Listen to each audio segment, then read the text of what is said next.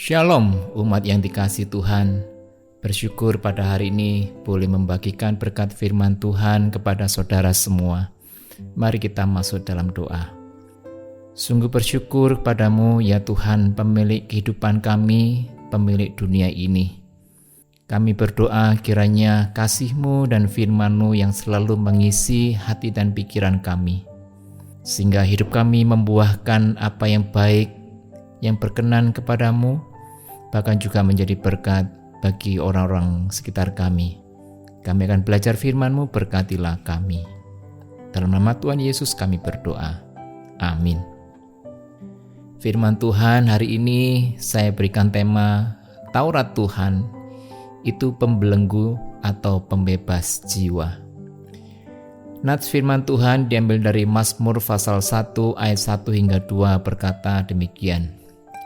Berbahagialah orang yang tidak berjalan menurut nasihat orang fasik, yang tidak berdiri di jalan orang berdosa, dan yang tidak duduk dalam kumpulan pencemooh.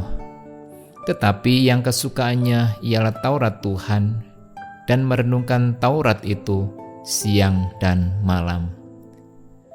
Bapak Ibu saudara yang dikasihi Tuhan, beberapa generasi setelah Yesus hidup ada seorang rabi bernama Rabi Judah the Prince.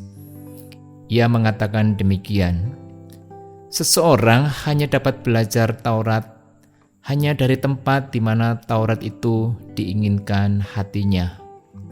A person can learn Torah only from a place in the Torah that his heart desires. Sepertinya Rabi ini mengacu pada apa yang dikatakan oleh pemazmur yang mengatakan bahwa tetapi yang kesukaannya ialah Taurat Tuhan. Saudara yang dikasihi Tuhan, secara literal Taurat itu berarti guidance atau bimbingan atau instruksi. Orang yang hidup di luar Taurat adalah orang yang kehilangan arah, tidak tahu ia dari mana, tidak tahu sedang di mana, dan tidak tahu mau kemana. Taurat memberikan manusia arah. Itu yang dikontraskan di dalam Mazmur. Orang yang tidak berjalan menurut nasihat orang fasik, orang itulah yang hidup dan kesukaannya ialah Taurat Tuhan. Sayangnya Bapak Ibu Saudara yang kasih Tuhan, entah kenapa dalam kekristenan pada umumnya istilah Taurat berkesan negatif. Tidak jarang saya mendengar orang mengatakan Taurat itu seperti aturan kuno yang kaku. Ada yang berkata Taurat itu sudah kadaluarsa sejak Yesus datang ke dalam dunia. Jika memang benar Taurat itu sudah kadaluarsa, maka seluruh perjanjian lama pun sudah kadaluarsa, saudara.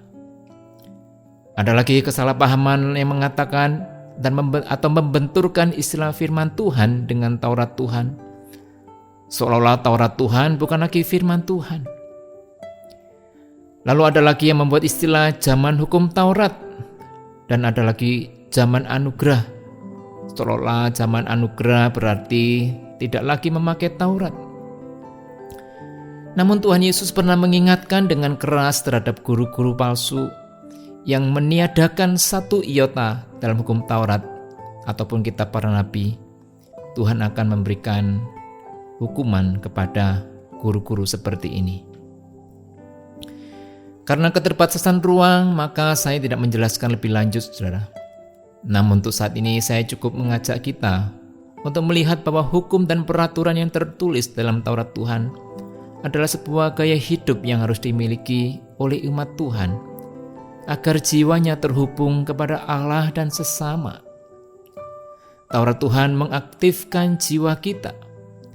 Ketika kita melatih mental kita, mempelajari, kita satu langkah mendekat kepada Tuhan. Semakin kita pelajari dan kita praktekkan, maka Taurat Tuhan itu memberikan kita energi dan arah bagi jiwa kita. Sebaliknya, saudara, ketika kita melepaskan diri dari Taurat Tuhan, hidup kita menjadi fasik, perilaku kita menjadi liar, pikiran kita menjadi tidak terkendali.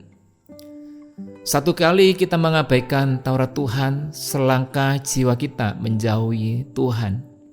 Semakin kita mengabaikan Tuhan, Taurat Tuhan, dan semakin hilang pula tersesat jiwa kita.